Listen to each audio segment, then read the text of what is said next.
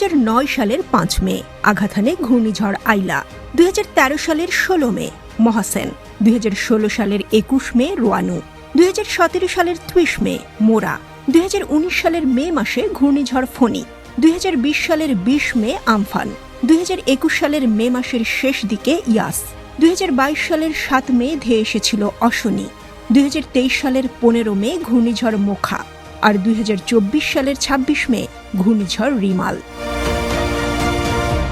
এছাড়াও 1961, 1965, 1985, 1994, 1997, 1998 এবং 2004 এই বছরগুলোতেও মে মাসে এক বা একাধিক সাইক্লোন আঘাত এনেছে বাংলাদেশে।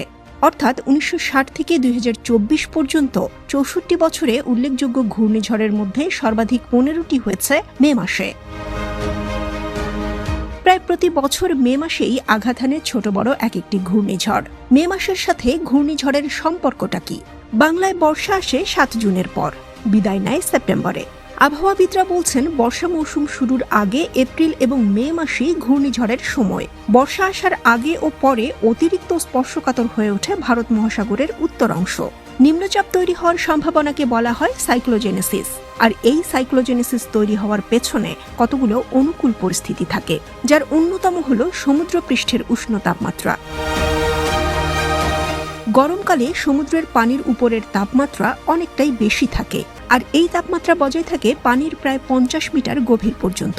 মূলত এই কারণেই মার্চ, এপ্রিল, মে অথবা কোথাও কোথাও জুন মাসেও ঘূর্ণিঝড় তৈরি হয়। তবে বর্ষা চলে আসার পরে পরিস্থিতি আর এমনটা থাকে না। সমুদ্রপৃষ্ঠের তাপমাত্রা কেমন হলে তা একটি ঝড় তৈরি করতে পারে? ঝড় তৈরির জন্য তাপমাত্রা হতে হয় কমপক্ষে 26 ডিগ্রি সেলসিয়াসের কাছাকাছি। আর বর্ষা মৌসুমের আগে ও পরে এই তাপমাত্রায় পৌঁছানো সম্ভব, কারণ এই দুই সময়ে বঙ্গোপসাগরের ওপর সূর্য খাড়াভাবে অবস্থান করে, আর এতেই নিম্নচাপ দ্রুত ঘূর্ণিঝড়ে পরিণত হয়।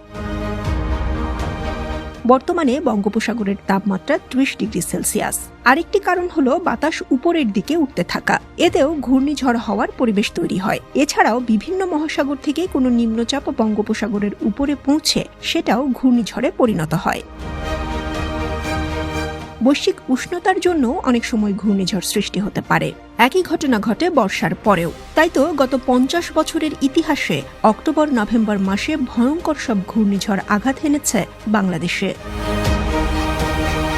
70-এর ভোলা সাইক্লোন, 88 সালের প্রলয়ঙ্করী ঘূর্ণিঝড়, 2007-এ সিডর, 2019 সালের বুলবুল নভেম্বর মাসে আঘাত হানে উপকূলীয় এলাকায়।